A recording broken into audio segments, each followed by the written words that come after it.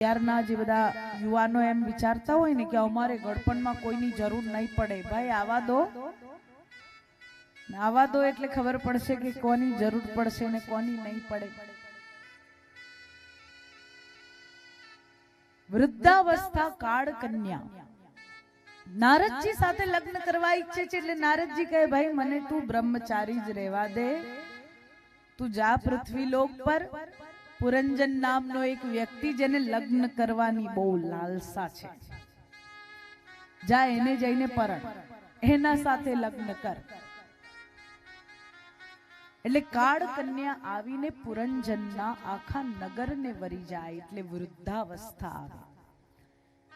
ઘડપણ આવે એટલે પ્રયત્ન શરૂ કરી દેવાનો કે હવે છોડવા માંડવાનું. જો મોક્ષ જોઈએ તો, હા ગઈકાલે આપણે વાત થઈ તો તમારામાંથી ઘણા બધાએ મને કહ્યું કે મોક્ષ જોઈએ છે અમારે, અને કાલે તો ટૂંકમાં મેં તમને કહ્યું કે મોક્ષ જોઈતો હોય તો પછી સંસારને માંગવાનું બંધ કરો.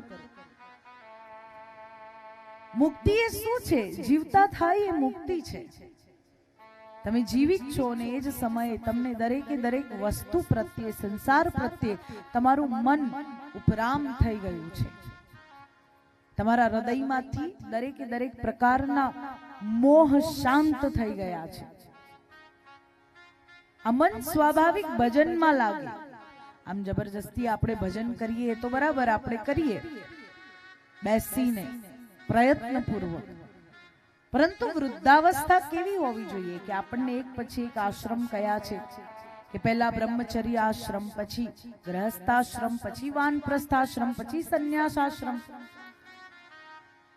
વૃદ્ધાવસ્થામાં પ્રવેશ કરો એટલે વાનપ્રસ્થાશ્રમ આવે, ને વાનપ્રસ્થાશ્રમ આવે એટલે તરત જ તમારે છોડવાની શરૂઆત કરી દેવી પડે, અને જ્યારે છૂટે ત્યારે સંન્યાસાશ્રમ આવે. જ્યારે તમે સ્થિર થઈ જાઓ, કોનામાં?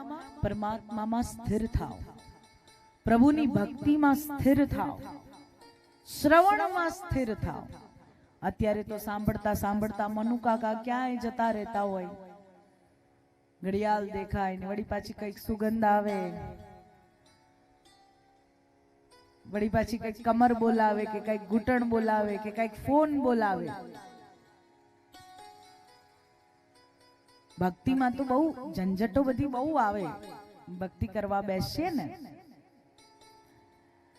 એટલે ભજનમાં તો આ બધું આવવાનું છે, પણ એ સમય એ છે, વૃદ્ધાવસ્થાનો સમય એ છે કે જે સમયમાં તમારે આ હૃદયને મક્કમ કરવાનું છે, જે સંસાર તરફ તમને આકર્ષિત કરશે. આ હૃદય વૃદ્ધાવસ્થામાં એ જોઈએ છે મારે કોઈને સાંભળવું છે, કોઈ મને સાંભળે, કોઈ મારા પાસે આવીને બેસે, કોઈ મારા દર્દ સાંભળે, કોઈ મારા જીવનની ગાથા સાંભળે. પરમાત્માના જીવનની ગાથા કોઈએ વાંચવી નથી, પણ પોતાની આત્મકથા લખવી છે, પોતાની જીવન ગાથા લોકોને સંભળાવી છે. મેં આ કર્યું, આ કર્યું, આ કર્યું, આ કર્યું ને આ કર્યું. એકલા બેઠા બેઠા વિચારીએ મેં આ ન કર્યું હોત તો સારું થાત, મેં આ ન કર્યું હોત તો સારું થાત.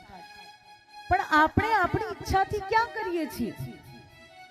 આપણને લાગે કે હું મારી ઈચ્છાથી આ બધું કરું છું. નહીં, એ તો પ્રભુ કરાવે છે ને આપણે કરીએ છીએ.